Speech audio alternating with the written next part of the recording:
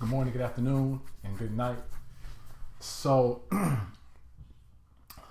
I was on my way to the gym this morning. It's about 7 a.m.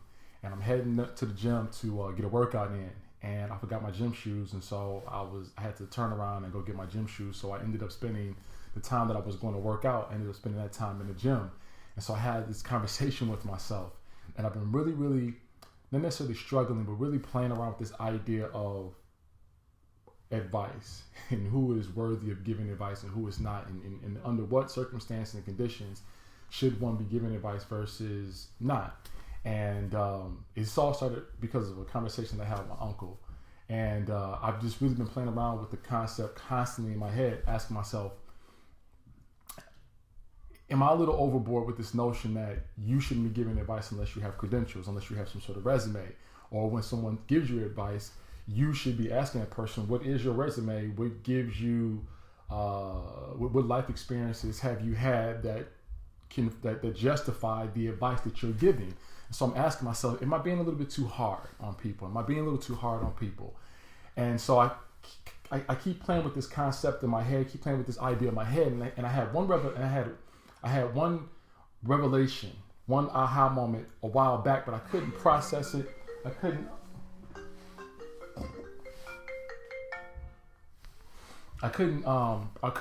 process it and put it into a very concise form, right? So I kind of held it back, but then it hit me. This idea hit me, and what came to me is the reason why we need to ask people about their credentials when it comes to giving advice is because you might be doing them a disservice by listening, right? So if someone decides to give you advice, some unsolicited advice, right? You may be doing them a disservice by listening. And here's how. Oftentimes people want to be useful. They want to present themselves as someone that is valuable, right? And so you might be having a conversation, or you might be talking to somebody about your problems, your issues, your challenges and whatnot. And so they might give you their advice, some unsolicited advice. And if you listen to this unsolicited advice, and then another person does the same thing, another person listens to this unsolicited advice, and another person listens to this unsolicited advice, and now there's about 5 to 10 people who have listened to this unsolicited advice from this person, right? Who doesn't have the resume, who doesn't have the credentials. That person may develop a false identity. They may think that they have a knowledge base. They may think that, yeah, I have knowledge in this area or this field of study, right? And then on top of it, what people do in that situation, they attach that identity, they attach value to that identity. So now not only do you have a false identity, but you also have a false sense of value. And so when we listen to people who don't have credentials or don't have a resume or any experiences at all, maybe like secondhand experiences, but don't have any true, real experiences, what happens is that person starts operating outside of their lane because they've had enough people listen to them, one, but they've also started to attach this idea of value to this identity. So now you have these people who are all operating outside of their lane, giving advice outside of their lane. And what happens is they start missing their own lane, right? They start missing their lane. They start missing out on their purpose. They start missing out on their call. They start missing out on what they were designed to do because they've given advice to enough people who have listened, who haven't asked for any credentials, any resume, any background, any experiences. They haven't asked for any of that. And now that person thinks they're valuable because they're giving advice about things they know very little about. So I feel like it's my responsibility that when that person talks to me and says, hey, let me give you some advice on how you can become a better speaker. Let me give you some advice how you can become a better entrepreneur. Let me give you some advice on this, that, and the third. My thing is, all right, cool. What's your background? What's your resume look like? Are you an entrepreneur? Are you a speaker? Tell me are you well versed in understanding how to inspire people and to encourage people and build people? If you are, give me your resume. If not, then we can't talk. And what I do is by doing that, I'm kind of holding that person accountable. And now that person has to realize that, wait a minute, I'm giving you advice about something I know very little about. Yeah, I may have saw somebody from afar do it. Yeah, I know a friend who does it. Yeah, I watched a bibliography, I watched a documentary or something like that. I know somebody who does it, but in all actuality, I know very little. I don't know a lot. No, we could talk about it all. We could talk about it all, right? We can talk about it. We can share our opinions, but when it comes to giving advice and helping one another, right? Especially if I need some advice, I need to be for certain I'm dealing with someone who comes with a wealth of knowledge. Because if not, I'm going to end up wasting my time. And not only am I wasting that time, I'm going to give this person a false sense of value, a false sense of identity. And long term, you're going to have somebody who's constantly living and working outside of their lane. So then I start thinking to myself, Marv, are you being tough? Are you being too tough? Like, are you really, are you being a little obnoxious and arrogant and a little, I don't know, just cocky and telling people that you can't tell me if you don't have any, you can't tell me about this, that, and the third if you don't have a resume to back it up. And then I thought about myself, like, Marv, let's make sure that you haven't done this. Let's make sure you haven't done this throughout your life, right? And so I started thinking about how I started doing training, how I started doing performance training, right? Not the basketball training stuff, but the other training, the jumping, the running, the all that other stuff, right? And so I'll tell you a little story to kind of bring this thing to a close. So after I got done playing basketball in college, I started doing basketball training. So after I got done with college and graduated, I started doing basketball training. And because I look fit, people will ask me, in addition to basketball training, can you help me get stronger? Can you help me get more fit? Can you help me jump? Okay, so I'm 24 years old, 24 years old, graduating college. I can still run and jump. I can still dunk really easy. I was still a really good athlete. And people will always say, hey, listen, in addition to helping with my handle and my shot, can you help me with some other things? And so I would always say, nah, not really. You know, I can do the basketball skill stuff, but I don't know if I can help you run faster and jump higher. And I love that stuff. I love plyometrics. I love performance training as a college athlete, but I know I didn't understand it in terms of its science, right? Fast forward 2 more years after I graduate, I started working for a place called Velocity Sports Performance. Velocity Sports Performance was a performance facility, and so we helped kids work on their speed, their speed, their jumping ability, their overall performance in terms of improving the body, right? We help people become better athletes. So there, everybody was degree and everybody was CSCS certified. I think they're strength conditioning certified something or other. It was some sort of, high up certification. Everybody had it except for me. Everybody's degree was in exercise science except mine. I have a psychology degree, but everybody else had an exercise science degree plus other certifications. So I learned how to execute a program. I didn't understand the science, but I learned how to execute a program. So I had to go through the program, right? So I had to do all the exercises. I taught classes. I could execute a program. I couldn't develop a program because I didn't understand the science, but I could execute a program. So I learned how to execute a program. I learned all these different exercises. I learned a little bit about anatomy. I learned that if you do a squat, you're hitting these muscles. I learned if you're doing a bench press, you're working on these muscles. I learned that when you jump, when you explode, there's a certain stretch and shortening process that's happening throughout your leg that allows for jumping to happen or explosive activity to happen, right? But I was still limited in my knowledge.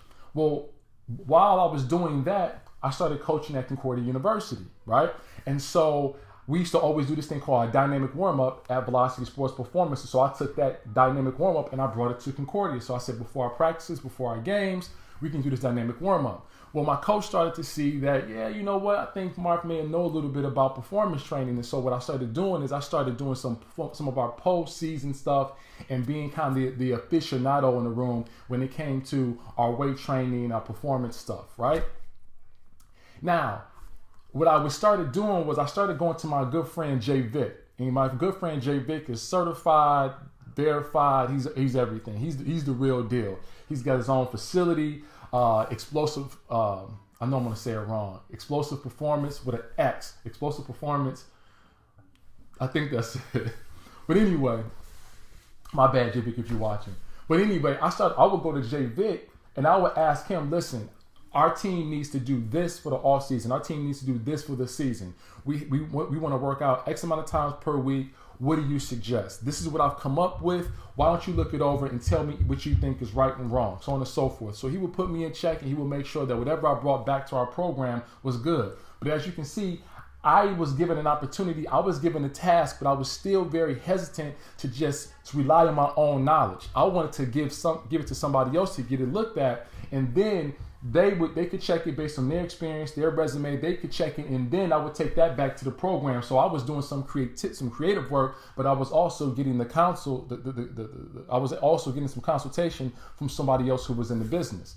So as I start moving forward, I'm doing more basketball training, and I said, you know what? I think I want to go get my be a certified personal trainer. So I have my personal trainer's certification through NASM, National Academy of Sports Medicine, right? So for 12 weeks, I feel like it was longer than that. For 12 weeks, I studied, I took tests, I did, different exercises to make sure that I could pass this test, right? And so I passed this test. I passed the test and got my degree as a certified personal trainer. Then I got another one as a certified personal trainer with an emphasis in performance training. And then I had to take another test after that to get that secondary degree.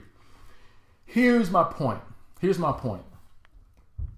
Up until I got my own certification, I was very hesitant to give people advice because, as far as I'm concerned, just because I like something doesn't mean that I know about it. Just because I had done something doesn't mean that I know anything about it. You may have a personal trainer who you may have a guy who lifted weights in college and high school, right? Because he played football. But that doesn't necessarily mean he understands how to put somebody else through a scientific based workout program that would keep them safe but also get results. Right?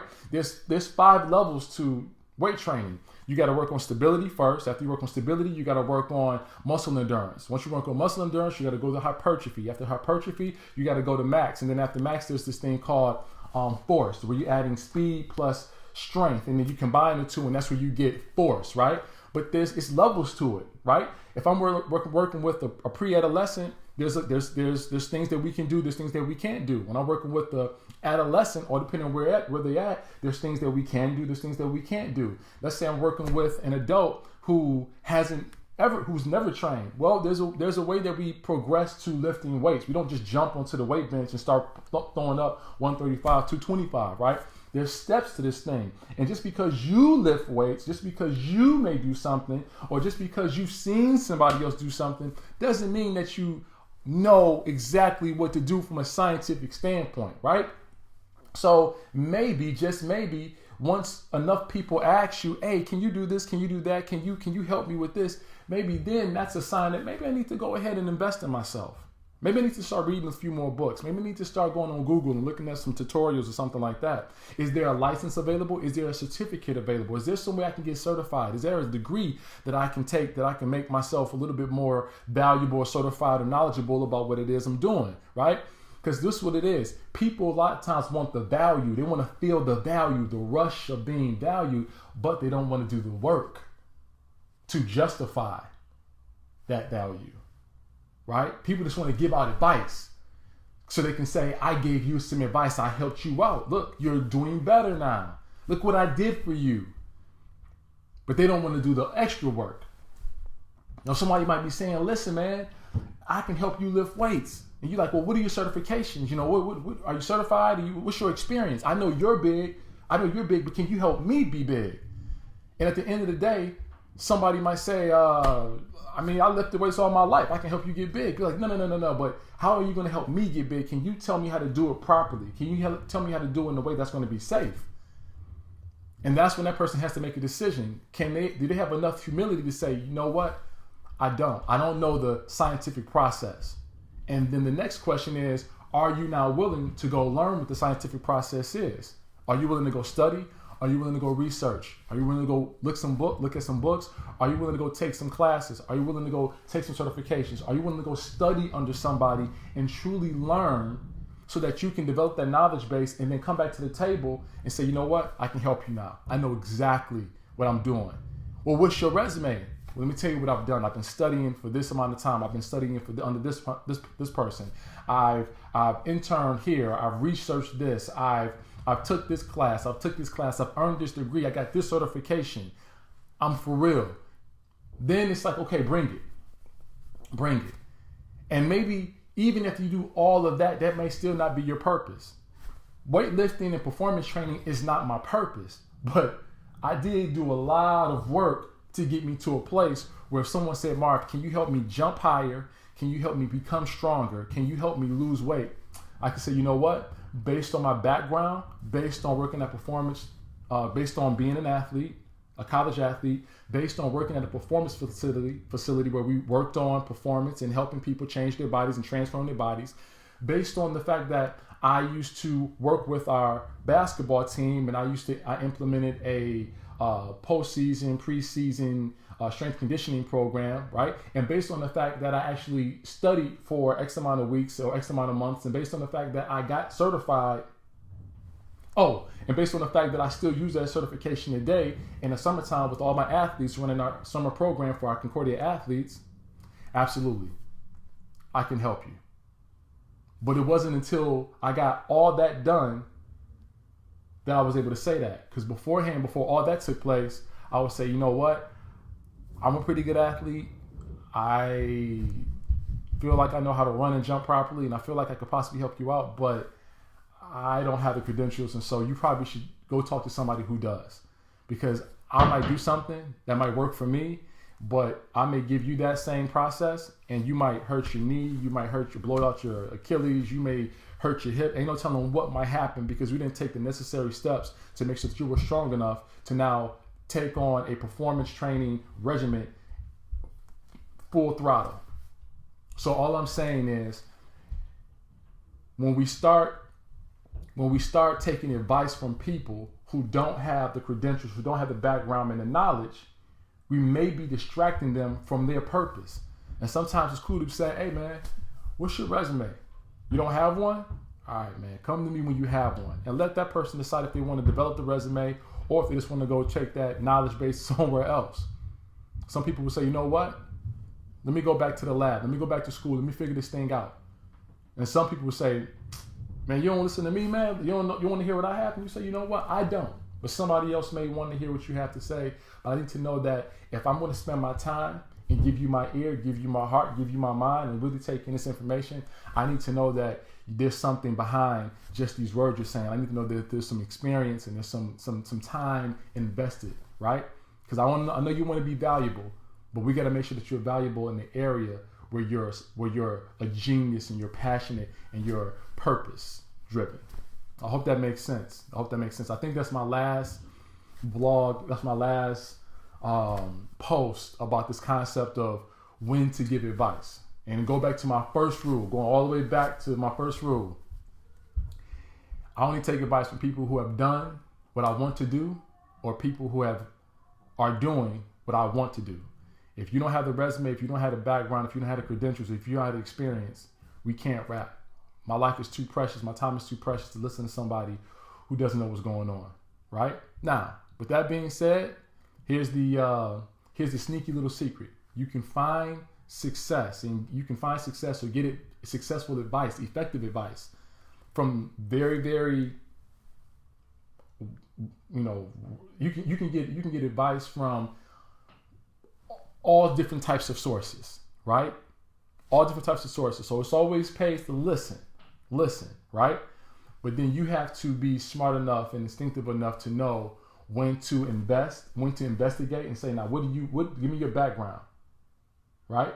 And if they have a background, rock and roll with them. Or if if they don't have the background, but their advice makes a lot of sense, okay, rock and roll with them.